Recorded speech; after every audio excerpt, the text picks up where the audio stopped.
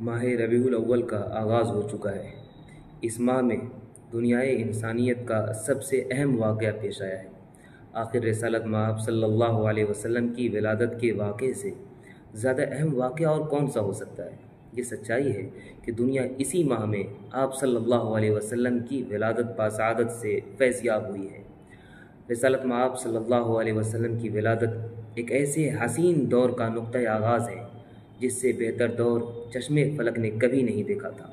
بعثت نبوی کے نتیجے میں دنیا سے نہ صرف کفر و شرک کا زور ٹوٹا اور خاتمہ ہوا، بلکہ آپ صلی اللہ علیہ وسلم سے پہلے کی تاریخ کا مطالعہ بتاتا ہے کہ آپ کی بعثت کے بعد ہی انسانوں کو انسان اور سوسائٹی کو فی الواقع سوسائٹی بننے کے طور طریقے معلوم ہوئے۔ تفصیلات کا بھی موقع نہیں، لیکن اس حقیقت سے انکار کی گنجائش نہیں ہے کہ ابھی مسلمانوں کے ایک بڑے طبقے کو رسالت مآب صلی اللہ علیہ وسلم کی تعلیمات کا اجمالی علم بھی نہیں ہے۔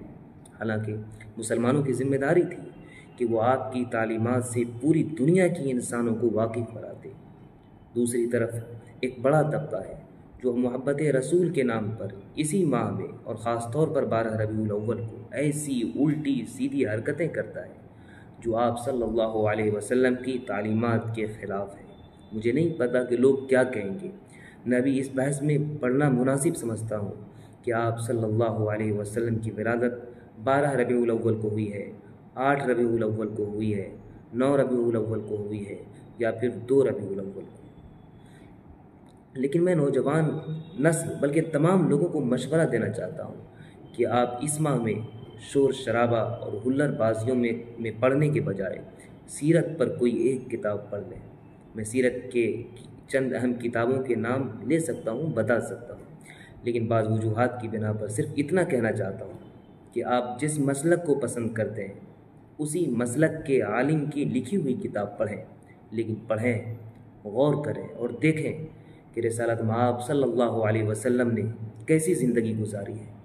پھر اپنی زندگی کو رسول اللہ صلی اللہ علیہ وسلم کی زندگی کے مطابق بنانے کی کوشش کریں اور عمل سے مذہب اسلام کی تبلیغ کریں۔ رسالت مآب صلی اللہ علیہ وسلم کسی ایک قوم، کسی ایک جماعت، کسی ایک طبقہ، کسی ایک سوسائٹی کے نبی نہیں ہے، پوری دنیا کے تمام افراد کے نبی ہیں۔ آپ کی رسالت ہماگیر اور عالمگیر ہے، لیکن آپ کی رسالت عالمگیر اور سب کے لیے ہے تو کیسے ہے؟ آخر رسالت کی ضرورت کیوں پڑی اس دنیا میں؟ اس موضوع پر اگر اللہ نے چاہا تو اسی ماہ ایک ویڈیو ضرور بناؤں گا، لیکن فوری طور پر آپ بتائیں کہ کیا آپ نے سیرت پر کوئی بھی کتاب پڑھی ہے یا نہیں؟ اگر نہیں تو بہت افسوس کی بات ہے، اس کی تلافی کریں اور ارادہ کریں کہ انشاءاللہ اس ماہ سیرت کی ایک کتاب مکمل ضرور پڑھوں گا، اور اگر پڑھی ہے تو کون سی کتاب پڑھی ہے؟